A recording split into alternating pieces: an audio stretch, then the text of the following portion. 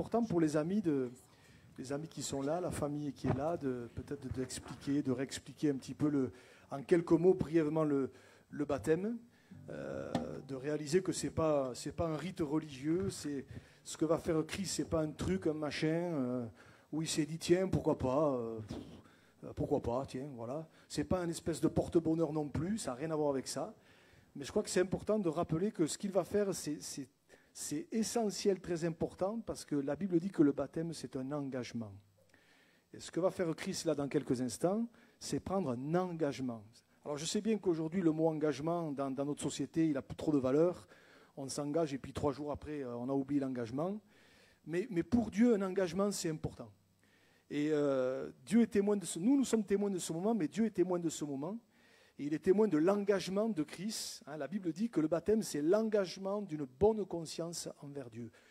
Je le dis chaque fois, on ne baptise pas des gens parfaits. On ne baptise pas des gens qui ne font pas d'erreur ou qui n'en feront plus. Certainement pas. Mais on baptise des hommes et des femmes, des jeunes et des moins jeunes, qui ont réalisé ce que Jésus avait fait pour eux et qui veulent s'engager avec lui. Donc ça, je crois que c'est la première chose qui est importante de rappeler. Et puis peut-être aussi, c'est pour ça d'ailleurs, en parlant d'engagement, c'est pour ça d'ailleurs qu'on ne baptise pas des bébés ni des enfants. Je sais que c'est l'habitude aujourd'hui. Des fois, on a l'habitude de voir des bébés, des nouveau-nés. Mais un bébé, un nouveau-né, il ne peut pas prendre un engagement. Et dans la Bible, vous n'avez jamais de baptême ni de nouveau-né, ni d'enfant, mais toujours de personnes qui savent ce qu'elles font, qui prennent leur engagement. Christ vous le dira, vous lui poserez la question après. Personne ne lui a mis le couteau sous la gorge, personne ne l'a attrapé à la sortie. Le pasteur, je ne l'ai pas attrapé à la sortie en disant « Qu'est-ce que tu vas le faire ?» C'est son choix, c'est sa décision. Et ça, c'est ça qui est fort et c'est ça qui est bon. Alléluia. Maintenant, j'aimerais aussi rappeler que le baptême, on n'y vient pas comme ça. Je pense que c'est important de le rappeler. On ne se lève pas le matin en se disant « Tiens, pourquoi je ne me ferai pas baptiser ? Ma foi, ça ne peut pas me faire de mal. » Non, c'est pas ça. C'est pas ça. Avant le baptême, il faut d'abord s'être repenti.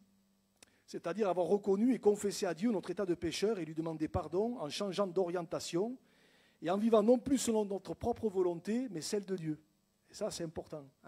On se fait baptiser parce que d'abord, on a compris qu'on était pécheurs, on a compris qu'on avait besoin d'être pardonné de nos péchés, et on a compris que Jésus sur la croix avait payé le prix pour cela. Il avait payé le prix pour que par son sang versé, nos péchés soient effacés. Il faut également avoir cru avant de se faire baptiser, et Christ, c'est son cas, il faut avoir cru en Jésus, c'est-à-dire qui il est. Qui dit le Fils unique de Dieu, le Sauveur, le Seigneur, celui qui a donné sa vie sur la croix. Et quand on a compris ça, j'allais dire c'est la base, on ne demande pas aux gens, quand je vois les gens pour se faire baptiser, je ne leur demande pas de me réciter toute la Bible par cœur. Et si jamais ils se trompent d'un verset, c'est pas bon, tu reviendras dans 6 mois. Non, on ne demande pas aux gens d'être une concordance biblique ou d'avoir toute la théologie, mais qu'ils aient compris le minimum. C'est-à-dire le minimum, c'est d'avoir compris que Jésus a donné sa vie sur la croix pour que nous soyons sauvés. On a compris qu'on était pécheurs, qu'on avait besoin d'être pardonnés de nos péchés, et que Jésus est le seul Sauveur, le seul Seigneur, et que dorénavant, on veut le suivre. Alléluia.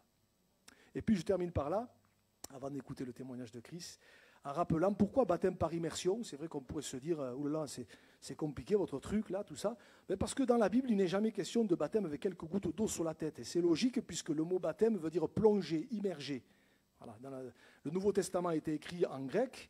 Et le mot grec pour baptême, c'est plonger, immerger. C'est l'image d'une mort et d'une résurrection. Je meurs à ma vie avant de connaître le Seigneur et je renais, bien sûr c'est symbolique, je renais à une vie nouvelle avec le Seigneur. Voilà, c'est important. Et puis le baptême, c'est un témoignage public. Voilà. Je termine simplement par là. C'est un témoignage public, c'est-à-dire qu'on ne fait pas ça en catimini. Je dis souvent, peut-être il y en a qui se diraient, moi, si pasteur, tu viens chez moi, tu me baptises dans ma baignoire, personne ne le voit, je suis tranquille. Et... Non. C'est un témoignage public devant Dieu, devant les hommes, devant chacun de nous, devant l'ennemi de notre âme aussi.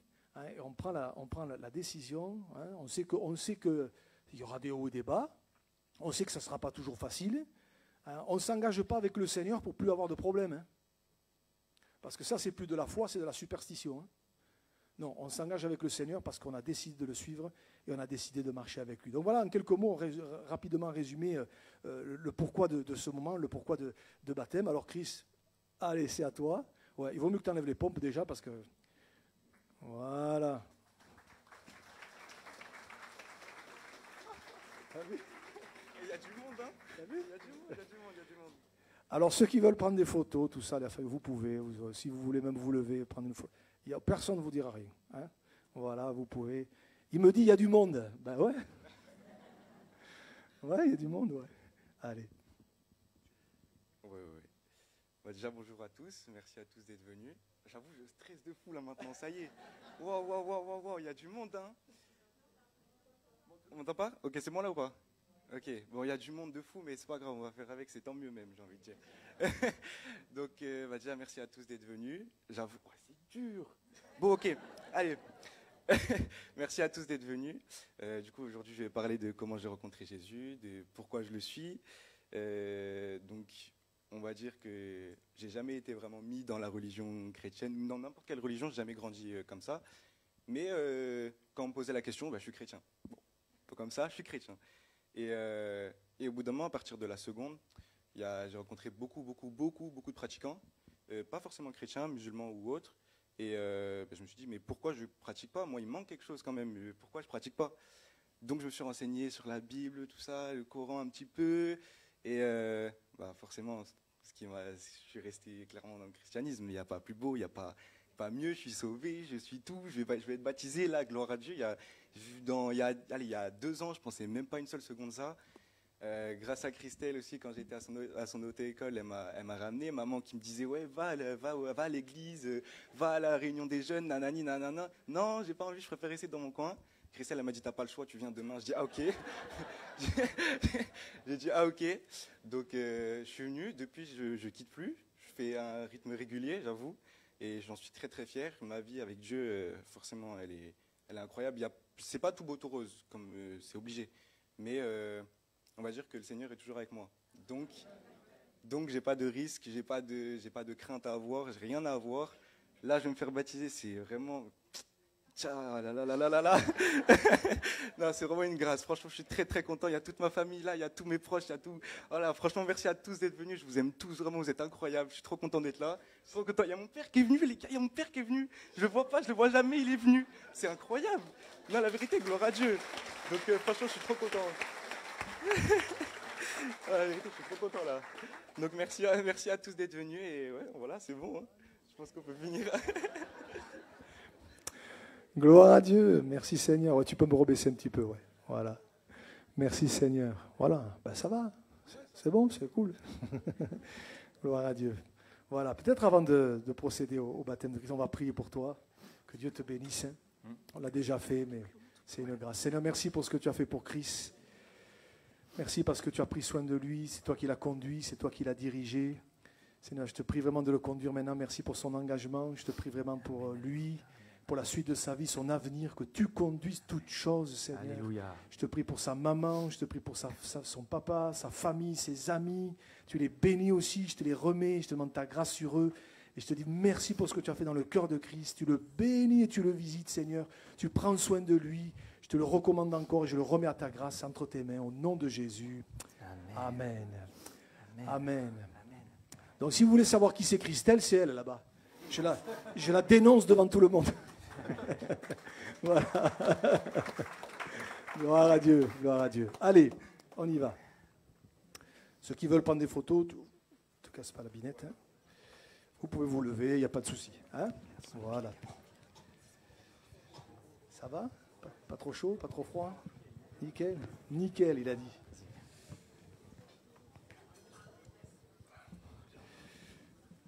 Voilà, Chris. On a entendu ton témoignage. On a entendu, il n'y a pas besoin d'en rajouter. Je te pose simplement une question, mais pour la routine, tu veux suivre Jésus jusqu'au bout? Bien sûr, forcément. Amen. Bien sûr, forcément, il a dit. Amen. Gloire à Dieu. Il n'y a pas plus convaincu. Alors écoute, Chris, sur ton témoignage, sur ton désir d'aller plus loin avec le Seigneur, je te baptise au nom du Père, Amen. du Fils et du Saint-Esprit. Amen. Alléluia, amen. Amen. Alléluia. Amen. Gloire à Dieu. Amen. Alléluia. Merci Seigneur.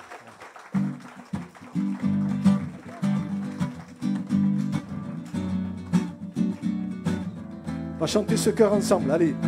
On refait l'intro une fois.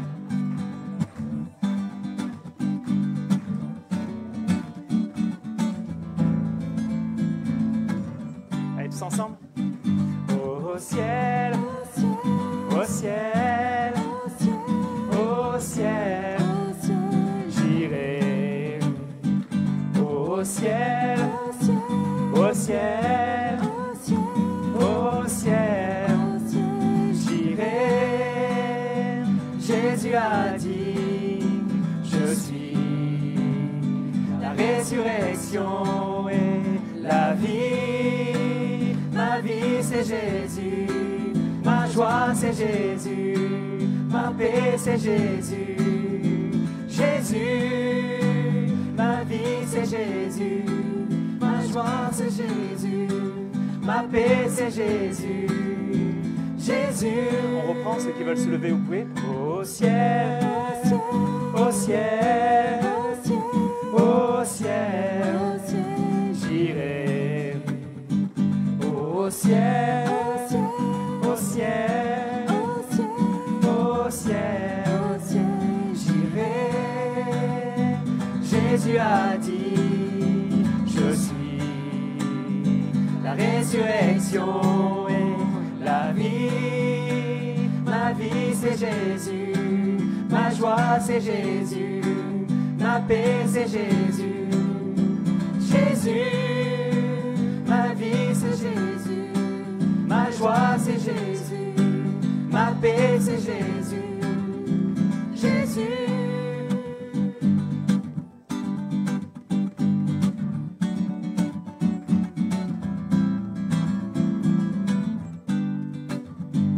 Au ciel, au ciel, au ciel, j'irai. Au ciel, au ciel, au ciel, j'irai. Amen. Alléluia. Merci Seigneur Jésus pour le ciel. Alléluia. Merci Jésus. Amen, gloire à Dieu. Gloire à Dieu. Merci, Voilà. Seigneur Jésus. Oui, j'espère, hein, au ciel. J'espère que tout le monde peut répondre oui, je sais que j'ai l'assurance de mon salut. Hein. Amen. Voilà, gloire à Dieu, gloire à Dieu. Voilà, alors rassurez-vous, Christ, il est rentré par là, il va sortir de l'autre côté là-bas. Hein. Voilà, rassurez-vous, il n'y a pas une trappe derrière où il va... Non, non. Gloire à Dieu. Voilà, juste avant d'ouvrir la parole de Dieu, juste rapidement quelques annonces pour les chrétiens de l'Église. Juste rappeler que les réunions se poursuivent normalement, il n'y a rien qui change. Rappelez aussi que pour les chrétiens de l'Assemblée, les frères et sœurs membres de l'Assemblée, dans 15 jours, nous aurons notre Assemblée générale, pas dimanche prochain, le dimanche 2 juin, notre Assemblée générale ordinaire, comme la loi nous l'impose, donc on le fera à l'issue du culte, dans 15 jours, mais j'aurai l'occasion encore de redire dimanche prochain certaines choses là-dessus. Voilà. Et puis dire aussi quand même, parce qu'on prie pour ça, on est content. Moi, je suis content ce matin de voir notre frère Jackie avec nous. Vraiment que le Seigneur vous bénisse, Jackie. On a prié, oui, on a prié. Et moi, je suis heureux de voir Jackie. Que vraiment que Dieu vous bénisse. Je suis content de voir Rabat aussi. On prie pour toi, Rabat. Et tu es là ce matin, en plus avec le sourire. Donc je te dis merci Seigneur. Et on continue de prier pour toi. Vraiment que Dieu te bénisse. Alléluia. La prière n'est pas vaine. Hein. Les frères et sœurs, notre sœur Ghislaine, il y a du mieux. Donc on prie pour elle. Merci Seigneur. Jeudi, c'était... Et puis aujourd'hui, voilà, gloire à Dieu. C'est pas encore, mais... il y a du mieux, on continue à prier pour elle, que le Seigneur la bénisse. Hein. Alléluia. Gloire à Dieu, gloire à Dieu. Voilà, on va ouvrir la parole ce matin. Quelques instants, je ne vais pas être long. Je voudrais m'arrêter avec vous sur le chapitre des évangiles où on trouve, où est consigné le plus grand des miracles que Jésus a accomplis. À mon sens. À mon sens. Quand vous lisez les évangiles, et je vous encourage à le faire, vous allez voir que Jésus a accompli des tas de miracles. Et encore, ils ne sont pas tous répertoriés. Mais Jésus a relevé des paralytiques, des aveugles ont été guéris, je pense à l'aveugle Bartimée, des lépreux ont été purifiés, des possédés ont été délivrés. Enfin, quand vous lisez les évangiles, vous vous rendez compte que Jésus a accompli des tas de miracles. Mais il y en a un qui, à mon sens, surpasse tous les miracles que Jésus a accomplis, c'est la résurrection de Lazare. La résurrection de Lazare. Hein. Cet homme qui était mort et que Jésus va ressusciter. Permettez qu'on lise quelques versets, c'est pas très long. Alors je prends l'histoire un petit peu vers la fin, parce que le chapitre il est un peu long. Hein, il est dit ceci, donc on arrive vers la fin de l'histoire, Jésus est devant le tombeau de Lazare, tout le monde pleure, toute la famille pleure est là, et dans le deuil on peut les comprendre. Et il nous est dit ceci, Jean chapitre 11, verset 38, « Jésus, frémissant de nouveau en lui-même, se rendit au sépulcre, c'était une grotte, et une pierre était placée devant. Jésus dit, « ôtez la pierre ». Marthe, la sœur du mort, lui dit, « Seigneur, il sent déjà, car il y a 4 jours qu'il est là. » Jésus lui dit, « Ne t'ai-je pas dit que si tu crois, tu verras la gloire de Dieu ?» Ils ôtèrent donc la pierre du lieu où le mort était couché, et Jésus leva les yeux en haut et dit, « Père, je te rends grâce de ce que tu m'as exaucé. Pour moi, je savais que tu m'exauces toujours, mais j'ai parlé à cause de la foule qui m'entoure, afin qu'ils croient que c'est toi qui m'as envoyé. » Ayant dit cela, écoutez bien, il cria d'une voix forte, « Lazare, sors !» Et le mort sortit. On a du mal à imaginer ça. Hein. Et le mort sortit, les pieds et les mains liés de bandes et le visage enveloppé d'un linge. Jésus leur dit, déliez-le et laissez-le aller. Plusieurs des Juifs qui étaient venus vers Marie et qui virent ce que Jésus avait fait, crurent en lui, mais quelques-uns d'entre eux allèrent trouver les pharisiens et leur dire ce que Jésus avait fait. Amen. On arrête la lecture là. Et on va continuer dans quelques instants. Avouez que quand même, nous on lit ça, les chrétiens qui connaissent l'histoire, vous la connaissez, peut-être pour certains c'est la première fois que vous l'entendez, mais avouez que quand même, les gens qui ont été les témoins oculaires de ce miracle-là, ils n'ont jamais dû oublier ce qui s'est passé. Hein. Ce jour-là, alors je ne sais pas quel était ce jour-là sur le calendrier, à cette époque-là, mais ils n'ont jamais dû oublier ce jour où ils ont vu un mort sortir. Après, alors que la Bible nous dit, et il y a quelques détails qui sont là pour nous interpeller, ça faisait 4 jours qu'il était dans le tombeau. Et excusez-moi, alors on est dimanche matin, ça va, c'est pas encore l'heure du repas, la décomposition avait déjà commencé, quoi. Donc c'était fichu de fichu, c'était terminé, il n'y avait plus rien à faire. Et voilà que Lazare sort. Et je ne peux pas m'empêcher de penser, d'imaginer, de voir la tête des gens quand ils ont vu ça, ceux qui étaient là. Déjà, ils devaient avoir les yeux qui devaient sortir des orbites. Vous avez déjà vu ça dans les dessins animés, là. Les yeux qui sortaient des orbites. Et je me dis que même quand Jésus va dire « Lazare sort » et que Lazare sort, je me dis que les gens, ils ont dû faire « Oh !» C'est inouï ce qui s'est passé ce jour-là. C'est incroyable. Hein, d'autant plus quand on voit les détails, 4 jours qu'il est là. Et je me dis normalement, en étant témoin, ce n'est pas un truc qu'on leur a raconté, mais en étant témoin de ça, mais tous les gens qui étaient là auraient dû normalement se dire « Jésus c'est le Messie ». Jésus, c'est le Sauveur. Jésus, c'est le Seigneur. C'est lui qu'on veut suivre. C'est de lui dont on a besoin. Normalement, et quelle preuve de plus Jésus pouvait donner là, ce jour-là, de sa seigneurie, de qui il était, de sa puissance, de son autorité, en ayant fait ce miracle. Et pourtant, c'est pas ce qui s'est passé. C'est pas ce qui s'est passé. On a lu versets 45 et verset 46 que plusieurs des Juifs qui étaient venus vers Marie, qui virent ce que fit Jésus, crurent en lui. Alors cela, tant mieux. Mais quelques-uns d'entre eux allaient retrouver les pharisiens et leur dire ce que Jésus avait fait. Et ils ont commencé à discuter. Et ce qui m'intéresse, c'est surtout ce qui s'est passé après le miracle. Qu'est-ce qui s'est passé après? Regardez, on va le lire. Verset 47, il est dit, « Alors les principaux sacrificateurs et les pharisiens assemblèrent le Sanhédrin. » Alors le Sanhédrin, c'était quoi? C'était le conseil religieux de l'époque. Voyez, et dire, que ferons-nous? Écoutez bien ce qu'ils disent. Car cet homme fait beaucoup de miracles. Je ne sais pas, moi, s'il fait beaucoup de miracles, ça devrait les interpeller, non? Ce n'était pas un imposteur, ce n'était pas un charlatan, ce n'était pas un margoulin, il fait beaucoup de miracles. Ils sont là en train d'attester que Jésus fait beaucoup de miracles. Et regardez ce qu'ils disent. Si nous le laissons faire, c'est ça qu'il faut faire. Il faut le laisser faire. Hein. Si Jésus est capable de faire des choses, il faut le laisser faire, quoi. Voyez?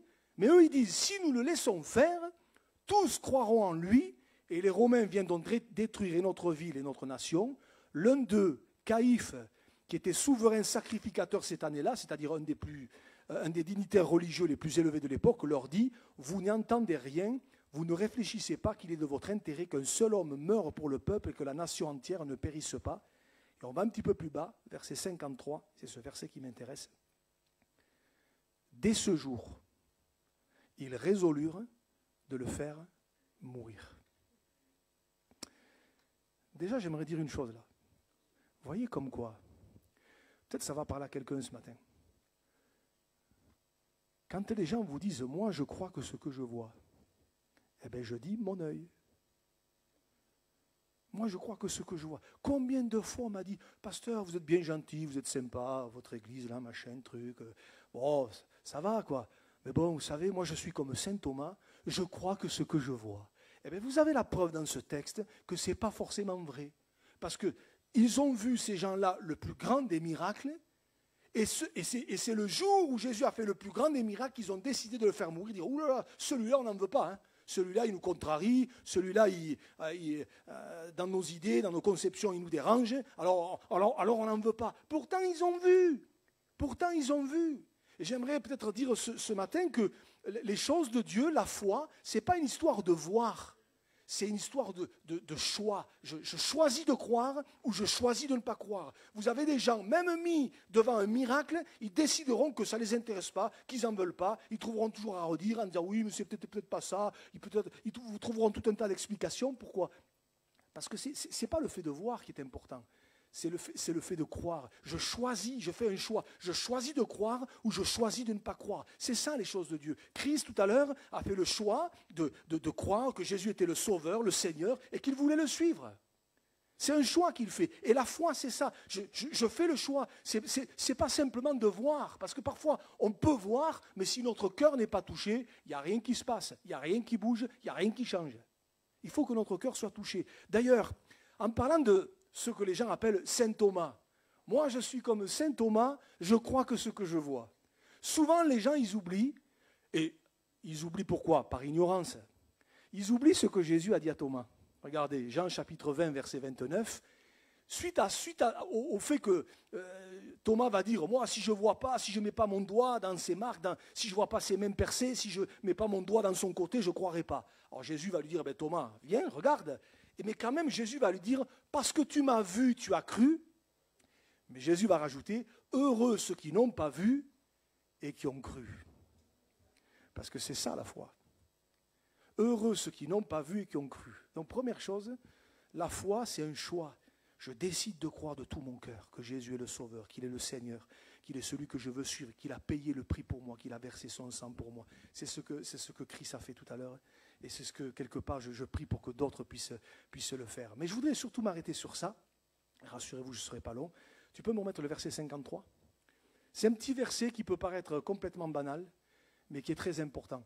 Dès ce jour, et quand j'ai lu ça, j'ai dit c'est incroyable. Dès ce jour, ils résolurent de le faire mourir. Ce jour dont il est question, je l'ai dit, c'est le jour du plus grand miracle accompli par Jésus. C'est le jour de la résurrection d'un homme qui était dans un tombeau depuis 4 jours, la décomposition était là, et c'est ce jour-là que Jésus a agi, et c'est ce même jour qu'ils ont décidé de dire Jésus, on n'en veut pas, on le met de côté. Je me dis, c'est incroyable. Alors où je veux en venir ? De la même manière que ce jour a été un jour glorieux, parce que ce que Jésus a fait ce jour-là, c'était glorieux, c'était divin, surnaturel. De la même manière, ce matin, le jour que nous sommes en train de vivre là, ce matin-là, c'est aussi un moment important. C'est aussi un moment important. Parce que c'est un moment d'abord parce qu'on a été les témoins de l'engagement de Christ et de ce qu'il a partagé en toute simplicité. Non seulement nous on a été les témoins, mais Dieu a été témoin. Le ciel a été témoin, même si on n'en est pas conscient. Mais le ciel a été témoin. Tout le monde a été témoin. Mais plus que ça, c'est un jour aussi important pour nous qui sommes là ce matin. Parce que c'est un jour aussi où Dieu veut toucher notre cœur. Et peut-être je voudrais m'adresser un petit peu plus peut-être à tous ceux qui peut-être sont venus, les amis, la famille et tout ça. On est venu invité par Christ, il a amené un car, je l'ai dit, donc voilà. Et peut-être d'autres personnes là au milieu de nous. Mais c'est un jour important, peut-être on n'en prend pas la conscience, on n'en prend pas la mesure, on ne le réalise peut-être pas. mais c'est un jour important parce qu'au travers de l'engagement de Christ, au travers du baptême de Christ, c'est un moyen que Dieu veut utiliser pour parler à votre cœur, à vous aussi, à toi aussi. C'est un moyen que Dieu veut utiliser pour que tu réfléchisses. Ce moment de baptême, hein, dans 20-25 minutes, le culte sera terminé, hein, mais c'est un laps de temps que Dieu nous donne pour réfléchir à des choses auxquelles la société dans laquelle on est ne nous laisse pas le temps de réfléchir. Parce qu'on est tellement pris, absorbé, le travail, le boulot, les enfants, la famille, et ceci et cela, et l'appartement, il faut rénover, et la voiture a changé, et le machin, et le truc. Et on est assailli de partout, que les choses de Dieu, on n'a pas le temps d'y penser. On n'a pas le temps, on est accaparé, on est absorbé. Et puis les choses de Dieu aujourd'hui, on vit dans une société où de plus en plus on les a mises de côté. On a de religieux que le nom. Voyez, mais quand on est là dans ce moment, c'est ce jour-là, ce matin, qui est un moment que Dieu avait prévu de toute éternité, c'est un jour important aussi, parce que c'est un moment où Dieu nous donne la possibilité de réfléchir. Et peut-être je nous pose la question ce matin, et peut-être je dis à plusieurs, où tu en es avec Dieu ? Où tu en es avec Dieu, où tu en es avec le Seigneur. Est-ce que ça ne serait pas l'occasion de réfléchir quant à ta propre éternité, quant à ton propre salut, quant à ta propre vie devant Dieu? Un jour, il faudra se présenter devant Dieu. Qu'on y croit, qu'on n'y croit pas, qu'on soit d'accord ou pas d'accord, un jour, il faudra se présenter devant Dieu. Et c'est pour ça que ce matin encore, le Seigneur, au travers de ce moment, c'est un jour important parce qu'il nous donne l'occasion de réfléchir. Qu'est-ce que je vais faire? Est-ce que je vais switcher ce moment? Je vais faire comme, dans demi-heure c'est fini, et puis terminé, je passerai à autre chose, et cet après-midi j'irai faire du foot ou je sais pas, autre chose. Ou est-ce que je vais vraiment réfléchir et dire, mais est-ce que ce qui se passe là, ça ne m'amène pas à m'interroger moi-même pour me dire, mais et toi, tu en es où? Tu en es où quant à ton salut? Tu en es où quant à ton éternité? Peut-être même on n'y avait jamais réfléchi. Peut-être même on n'y avait jamais pensé. Comme Christ disait, moi il disait, je n'ai pas été élevé là-dedans. Bon, et des fois par ignorance, vous voyez. Mais justement, désir du Seigneur, c'est que ce jour-là, ce matin-là, ce 19 mai, eh bien, on puisse se réfléchir et se dire, mais est-ce qu'il ne faudrait pas que moi aussi, j'ouvre mon cœur à la grâce de Dieu? C'est un jour de salut ce matin. La Bible dit, si aujourd'hui vous entendez sa voix, n'endurcissez pas votre cœur. Et je voudrais tellement que ce matin, ce soit un moment où peut-être on puisse ouvrir notre cœur. Peut-être que ce soit ce jour-là pour dire, Seigneur, Christ a pris son engagement. C'était touchant, émouvant ce qu'il a dit, etc., etc. C'était bien. Mais au-delà de toutes ces considérations, mais moi j'en suis où? Toi, tu en es où, toi? Parce que, au fait, vous savez que le jour où on sera devant Dieu, on sera tout seul, hein? Il n'y aura personne. Hein. Ça sera entre lui et nous. Il n'y aura pas les copains, les copines, tati, tonton, tata, papa. Enfin, il n'y aura personne. Hein. Les choses de Dieu, c'est personnel. C'est personnel. On sera tout seul. Des fois, des gens m'ont dit, quand j'arriverai devant Dieu, si j'y arrive, j'aurai des choses à lui dire. Mais tu ne diras rien du tout. Parce que la Bible dit qu'on aura la bouche fermée. Ce n'est pas moi qui le dis, c'est la Bible. Hein. On aura la bouche fermée. Et là, tout le film de notre vie va défiler. Qu'est-ce que vous voulez qu'on dise? Ça sera nous. C'est pour ça que c'est important de réfléchir maintenant. Et de se dire, mais où est-ce que j'en suis? Est-ce que ça ne serait pas l'occasion pour moi d'ouvrir mon cœur, de réfléchir? Peut-être comme on l'a dit tout à l'heure, de se repentir de ses péchés. La Bible dit que nous sommes tous pécheurs, privés de la gloire de Dieu, que le salaire du péché, c'est la mort. Mais c'est pour ça que Jésus est venu. On ne pouvait pas se racheter. Même nos bonnes œuvres ne peuvent pas nous racheter. La Bible dit que c'est par grâce que nous sommes sauvés, par le moyen de la foi. Hein, ce n'est pas par les œuvres, afin que personne ne se glorifie. Ce n'est pas par les œuvres. Merci Seigneur pour tout ce qu'on peut faire autour de nous. Si on peut faire du bien, faisons-le. Faisons-le et faisons-le. Mais ce n'est pas à cause de ça qu'on sera sauvés. C'est à cause des seuls mérites de Jésus accompli à la croix du Calvaire pour nous. Et si ce matin, ce jour-là, c'est un jour glorieux, ils ont décidé de liquider Jésus. Nous, ce matin, de la même façon, c'est un jour glorieux parce que quelqu'un s'est engagé avec le Seigneur. Mais c'est un jour où le Seigneur nous place face à notre propre responsabilité pour dire, Seigneur, je te choisis dans ma vie, je n'ai peut-être pas tout compris, je n'ai peut-être pas tout saisi, il y a peut-être encore un cheminement à faire, doucement, petit à petit. Mais moi aussi, je veux te suivre et marcher avec toi. Et laissez-moi vous dire que choisir Jésus, ça change la vie. Hein. Ça change la vie. Ça ne veut pas dire que tout est facile, ça ne veut pas dire que tout est rose. Ça ne veut pas dire qu'il n'y a pas de problème. Mais ça veut dire qu'on sait que jamais, jamais, jamais le Seigneur ne nous abandonnera. Et qu'il nous aidera jusqu'au bout, jusqu'à la fin, jusqu'au jour où on se retrouvera devant lui. Parce que quand même, l'éternité, Vous savez, 80, allez, 90 ans, et même si on bat Jeanne Calment et qu'on fait 120 ans, bon, moi j'y tiens pas trop franchement. Battre le record de Jeanne Calment, ma foi, je préfère repartir avec le Seigneur. Hein. Je préfère repartir avec le Seigneur. Est-ce que tu as l'assurance de ton salut? Est-ce que tu sais où tu vas? Et ça, seul Jésus est capable de te le donner. Il n'y a plus de condamnation pour ceux qui sont en Jésus-Christ. C'est l'apôtre Paul qui le dit. C'est pour ça que ce matin, tu n'as pas encore choisi Jésus, je t'encourage à le faire. Engage-toi avec Jésus. Décide de marcher avec lui. Alléluia. Le mois prochain, d'autres vont s'engager. Je prie pour qu'il y en ait encore d'autres. L'important, on n'est pas là pour faire du chiffre. On n'est pas là pour dire nous, on est les meilleurs, nous, chez nous. Non.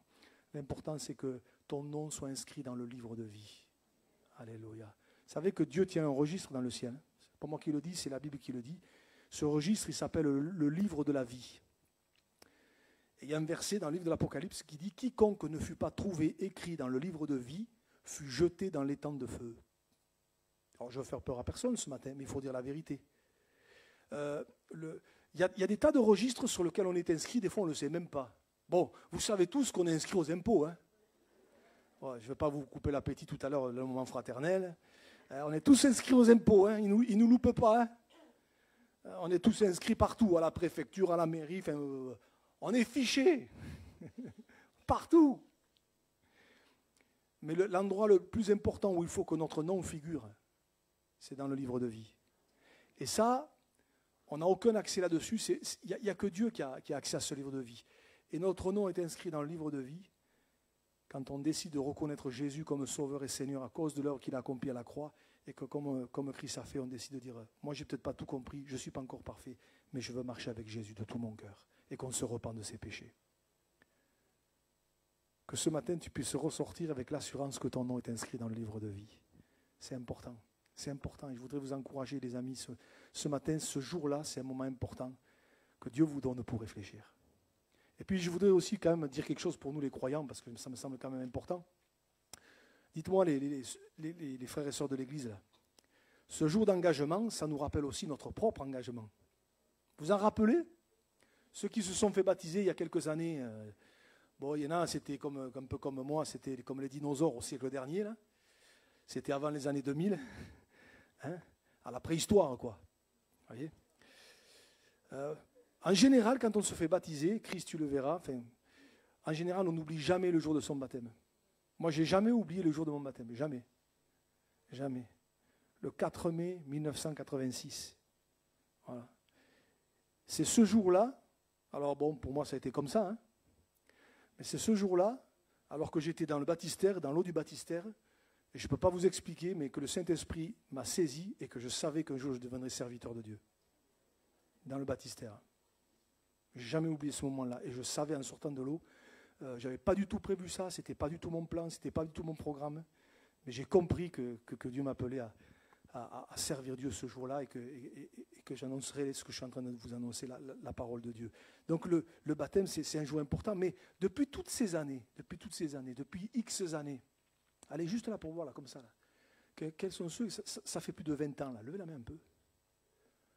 20 ans, ouais. Bon allez, on va monter le curseur un peu haut. 30 ans. Oula, 120 ans, non. Non.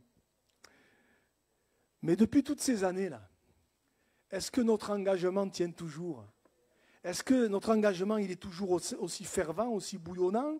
Ou est-ce que avec le temps, bon, la routine s'est installée, on peut être devenu un petit peu religieux sur les bords, mais il n'y a plus cette vitalité spirituelle. C'est important de se poser la question. Le jour d'un engagement, nous aussi les chrétiens, nous ramène à notre propre engagement. Où est-ce que j'en suis moi? Dans mon engagement, est-ce qu'il est toujours aussi fort, aussi présent, aussi précieux ou pas? Et dans la Bible, vous avez des gens qui avaient pris un engagement et malheureusement, à un moment donné, ça a un peu flanché. Je vous en cite 3, je ne fais que les citer. Vous vous rappelez ce que l'apôtre Paul dira aux Galates? Galates chapitre 5, verset 7, il leur dira « Vous courriez bien, qui vous a arrêté pour vous empêcher d'obéir à la vérité ?» Les Galates, ils avaient pris un super départ, un engagement vrai, profond, fervent, de tout leur cœur. Et à un moment donné, pouf, ça a capoté. À un moment donné, vous voyez, Et l'apôtre Paul dira même d'eux, après avoir commencé par l'esprit, voulez-vous maintenant finir par la chair? Vous voyez? Donc, l'engagement y était au départ. Mais à un moment donné, ça a capoté. J'en ai parlé cette semaine, je ne sais plus à quelle réunion. Rappelez-vous le fils aîné de la parabole. Je prends juste ce qui m'intéresse. Luc 15, verset 29. Vous vous rappelez ce qu'il va dire à son père quand son frère revient? Quand le fils prodigue revient, il n'est pas content, il râle, il boude, il est irrité, il est énervé. Et il va dire à son père, il y a tant d'années, écoutez bien, il y a tant d'années que je te sers sans avoir jamais transgressé tes ordres et jamais tu ne m'as donné un chevreau pour que je me réjouisse avec mes amis. Notez bien, il y a tant d'années. Et pour certains, il y a tant d'années qu'on vient à l'église. Pouh, presque la chaise, elle est à nous, dites. Presque la chaise, presque le nom, il est gravé sur la chaise. Ici, il n'y a pas de chaise attitrée. Hein. Vous vous mettez où vous voulez. Et si même un jour, alors moi je me mets souvent là, mais si un jour vous voulez vous mettre là, vous vous mettez là, c'est pas grave. C'est pas de problème. Hein. Il y a tant d'années. Oui, ça fait des années qu'on vient à l'église, mais je vais vous dire, le plus important, c'est pas ça. Hein. On ne sera pas dans le ciel parce que ça, on est venu à l'église pendant 30 ans. Hein. Ça, Dieu n'en a que faire. Hein. On sera dans le ciel parce qu'un jour, on a pris un engagement avec Dieu et qu'on aura persévéré jusqu'au bout. Jésus dira, c'est celui qui persévérera jusqu'à la fin qui sera sauvé. Alléluia. Et puis un dernier. Alors lui, il avait pris un engagement. Alors lui, je l'aime bien. Il avait pris un engagement, mais alors tonitruant. C'est Pierre. Avant la crucifixion.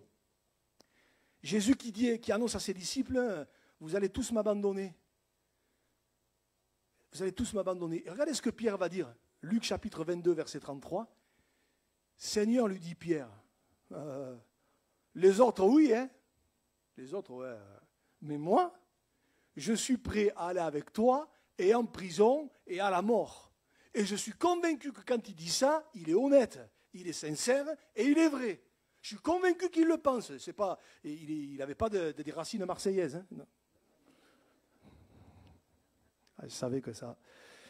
Non, je suis convaincu qu'il était convaincu de convaincu. Et puis vous savez ce qui s'est passé derrière l'engagement qu'il prend là. Quelques heures plus tard, il va renier Jésus. Je ne connais pas cet homme. Et il ne va pas le faire qu'une fois. Il va le faire 3 fois. Et même avec imprécation, nous dit la Bible. Alors nous, aujourd'hui, avec imprécation, pour nous, c'est plus un mot qu'on emploie. C'est comme aujourd'hui, comme les jeunes disent, je te le jure, je te le jure. Ah ouais, j'allais dire sur la tête. Non, je te le jure. Seigneur, moi, je serai toujours là. Et quelques heures plus tard, il n'y avait plus personne. Il n'y avait plus personne. L'engagement. Où est-ce qu'on en est dans notre engagement avec le Seigneur? On a levé la main tout à l'heure, mais où est-ce qu'on en est? Est-ce que vraiment, il y a toujours ça bouillonne toujours pour Dieu, ou est-ce que cet engagement, il a un peu baissé? Il a un peu baissé. Je crois que, oui, il y a X années, on a pris cet engagement pour plusieurs, mais que vraiment encore aujourd'hui, on puisse dire, Seigneur, je viens d'assister à l'engagement de Christ, ça m'a fait du bien, ça m'a béni, ça m'a encouragé, mais Seigneur, ça me ramène à mon propre engagement. Seigneur, je veux continuer à te suivre jusqu'au bout. Et ce matin, je voudrais que pour les uns et les autres, et notamment pour nous, les croyants qui connaissons le Seigneur depuis des années, eh bien, ça puisse au contraire nous amener à dire, Seigneur, moi j'ai pris mon engagement il y a 2 ans, il y a 3 ans, il y a 6 ans, il y a 10 ans, il y a 40 ans, il y a 45 ans, il y en a même, c'est plus que ça. Mais Seigneur, je suis autant déterminé à aller jusqu'au bout avec toi, jusqu'au jour où tu me prendras, que ce soit par la mort ou que ce soit par l'enlèvement de l'Église, quand Jésus reviendra. Moi, je suis prêt, je veux te suivre jusqu'au bout. Mon engagement, il est toujours d'actualité. Je l'ai dit, on vit dans un monde où les engagements pris hier, des fois même quelques heures plus tard, quelques jours plus tard, quelques semaines plus tard, c'est fini. Mais que notre engagement pour Dieu soit un engagement solide, durable, parce qu'il en est digne, parce qu'il a payé le prix pour nous. Alors je termine. Ce jour, c'est un moment important. Rebecca, tu peux venir. Tu peux venir. Ce jour, c'est un moment important. On l'a lu tout à l'heure. Dès ce jour, ils ont résolu de faire mourir Jésus. Pourtant, c'était un jour glorieux. C'était un jour glorieux. Ils ont décidé de dire non à Jésus. On ne veut pas de toi. Ce matin, c'est un jour important. C'est un moment décisif peut-être. Est-ce que nous aurons une autre occasion d'entendre parler de Jésus? J'en sais rien. La vie ne nous appartient pas. Et je ne sais pas. On peut avoir des occasions pendant 5 ans, 10 ans, et des fois on peut en avoir qu'une. On peut en avoir qu'une. Ne la loupons pas. Et vraiment, je m'adresse particulièrement aux amis, vous qui êtes venus ce matin. C'est une occasion que Dieu vous donne, ce jour-là. Un moment important, l'engagement de Christ. Mais ce jour-là, de réfléchir à l'éternité, de réfléchir au salut de notre âme, au pardon de nos péchés, dire « Et moi, j'en suis où ?» Est-ce que ce jour où Christ s'est engagé, est-ce que ce n'est pas un moment pour moi que Dieu me donne pour réfléchir? D'ici 2 murs, on sera dehors. Mais on peut vite switcher. Hein.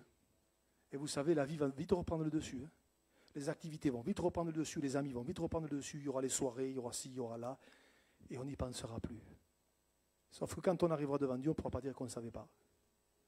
On ne pourra pas dire qu'on ne savait pas. Parce que là, on dira, mais tu ne te rappelles pas, le 19 mai 2024, tu ne te rappelles pas où tu étais le dimanche matin? Attends, je vais te rafraîchir la mémoire. Chris, ça te dit quelque chose? Ah oui, c'est vrai, ouais. T'en as fait quoi? Que ce matin, ce soit l'occasion de réfléchir. Il n'y a pas de pression, c'est entre nous et Dieu, c'est entre toi et Dieu. Dans ton cœur, dans le secret de ton cœur. Et je voudrais tellement que ce soit un moment vraiment où le Saint-Esprit te touche, le Saint-Esprit te visite, pour que tu puisses toi aussi, et qui sait peut-être, dans quelques semaines, quelques petits mois, peut-être tu seras à la place de Christ, et peut-être quelqu'un a pris des photos de Christ là, et bien peut-être la prochaine fois c'est Christ qui prendra les photos. Hein? Ouais, amen. Amen. Bon, on prend acte. Hein? En tout cas, je prie pour ça. Je prie pour ça. Si on est là aujourd'hui, si je suis là aujourd'hui, c'est parce que d'autres ont prié pour nous. On est le résultat de la prière des autres. Hein. On n'est pas là parce qu'on est les meilleurs, on est les plus forts. Nous, on a tout compris, les autres, ils n'ont rien compris. On est le résultat de la prière des autres. Et moi, je veux continuer à prier pour que d'autres puissent se donner au Seigneur. Alléluia. Et puis nous, les chrétiens qui connaissons le Seigneur depuis longtemps, qu'on puisse continuer à dire, Seigneur, cet engagement que j'ai pris, je veux le tenir jusqu'au bout. Jusqu'au bout, Seigneur. Il y a des hauts, il y a des bas, il y a des moments où je suis tout en bas, il y a des moments où ça va beaucoup mieux. Mais qu'importe, Seigneur, jusqu'au bout, parce que je sais que le jour où je me présenterai devant toi, vous vous rappelez ce qu'on a vu la semaine dernière? Vous savez ce qu'on dira? Le jour où on sera devant Dieu, dans l'éternité, on s'est arrêté sur ce texte la semaine dernière, Apocalypse chapitre 7, cette grande foule devant le Seigneur, on dira, quand même, ça valait la peine. Hein? Ça valait la peine de persévérer, ça valait la peine de continuer, ça valait la peine de ne pas lâcher. J'ai été à 2 doigts parfois de lâcher, j'étais à 2 doigts de t'envoyer balader, finalement j'ai persévéré, ça valait la peine. Alors les uns et les autres, que ce jour-là, ce matin, ce soit un moment important pour dire Seigneur, cet engagement, je veux y réfléchir et je vais aller plus loin avec toi. On va prier, puis je voudrais qu'on termine ce moment. Je rappelle qu'après le culte, on aura un moment convivial derrière, comme on le fait à chaque fois, ne partez pas. J'ai oublié de dire tout à l'heure, ceux qui sont garés en travers dans le parking là-bas, et dans les allées, allez enlever tout de suite votre voiture. Hein, sinon, vous allez empêcher certains de partir. Maintenant, je l'ai dit, je voudrais qu'on prenne ce chant. Je vais prier, puis on va prendre ce chant. Je te donne mon cœur, il ne m'appartient plus. C'est une prière qu'on fait à Dieu. Et si ce n'est pas fait, que tu puisses lui dire, Seigneur, je te donne mon cœur. Je n'ai pas tout compris, mais je veux vraiment que dans mon cœur, tu fasses ton œuvre. Alléluia. Seigneur, merci encore ce matin pour ta fidélité. Merci parce que tu es là, présent au milieu de nous. Et ce jour, Seigneur, c'est un jour important parce que c'est un jour où encore tu parles à nos cœurs. C'est un jour encore où tu veux vraiment, Seigneur, par ton esprit, faire ton œuvre en nous. Et je te prie pour que d'autres, Seigneur, puissent vraiment réfléchir quant au salut de leur âme, quant à l'œuvre que tu as accomplie à la croix. Je te prie pour que nous, les croyants, qui te connaissons, qui avons pris un engagement depuis des années, nous puissions persévérer pour aller jusqu'au bout de notre engagement. Afin que tous ensemble, un jour, nous soyons réunis pour l'éternité à célébrer l'agneau, à célébrer le roi des rois, à célébrer Jésus, celui qui s'est offert, le Tout-Puissant, le grand vainqueur. À toi soit la gloire. Je te bénis encore ce matin et je te loue dans le nom précieux de Jésus. Amen. Amen. On peut chanter ce chœur comme une prière, ceux qui le connaissent, vous le chantez. On va finir par ce chant. Ce n'est pas qu'un chant de fin, c'est vraiment une prière qu'on veut faire monter devant Dieu. Je te donne mon cœur, il ne m'appartient plus. ce que j'ai de meilleur. Tout est pour toi, Jésus. Un parfum de valeur sur toi est répandu. C'est l'offrande de mon cœur. Je suis à toi, Jésus. Prends mon âme, prends mon cœur, je te donne tout. Prends ma vie, me voici, je te donne tout. Mon cœur est à toi, tout à toi. On va juste reprendre, prends mon âme. Peut-être tu te dis, qu'est-ce qu'il faut faire? Qu'est-ce qu'il faut faire ce matin? Ben, simplement, tu dis, Seigneur, viens toucher mon cœur, viens faire ton œuvre. Entre toi et lui, tu dis, Seigneur, viens dans ma vie. Je n'ai pas tout saisi, pas tout compris, mais si c'est vrai tout ça, viens faire ton œuvre, viens me toucher. Et puis peut-être quand tu seras rentré chez toi, dans le secret de ta chambre, tu pries avec tes mots, parce que la prière, c'est parler à Dieu, comme on parle à quelqu'un, et dire, Seigneur, fais ton œuvre en moi, viens me montrer ton amour, viens toucher ma vie. Peut-être tu as des difficultés, peut-être tu passes par toutes sortes de combats, de luttes, c'est pas facile. Eh bien, remets tout ça devant Dieu, dis-lui, Seigneur, tu vois, il y a ça, à mon travail, tu vois, Seigneur, dans ma famille, il y a telle difficulté, tu vois, j'ai tel souci de santé, tu vois, il y a telle situation là, je ne sais plus comment faire. Seigneur, je remets tout ça devant toi. Seigneur, secours-moi. Secours-moi. Et la Bible dit, quand un malheureux crie, l'Éternel entend et il le sauve de toutes ses détresses. C'est ça, marcher avec Dieu, c'est ça, prier Dieu. C'est parler avec son cœur et Dieu qui entend la prière posera sa main sur toi. On reprend juste ce petit bout. Prends mon âme, prends mon cœur, je te donne tout. Prends ma vie, me voici, je te donne tout. Mon cœur est à toi. Tout à toi, mon cœur est à toi, tout à toi. Seigneur, merci parce que tu entends les prières qui sont faites à haute voix, mais tu entends aussi les prières qui sont faites dans le secret du cœur. Et Seigneur, ce matin, je suis convaincu que tu entends, tu sais, tu connais tout de nous, on ne peut rien te cacher. Tout est à nu et à découvert devant toi. Seigneur, je te prie pour chacun d'entre nous, qu'on n'oublie pas ce moment.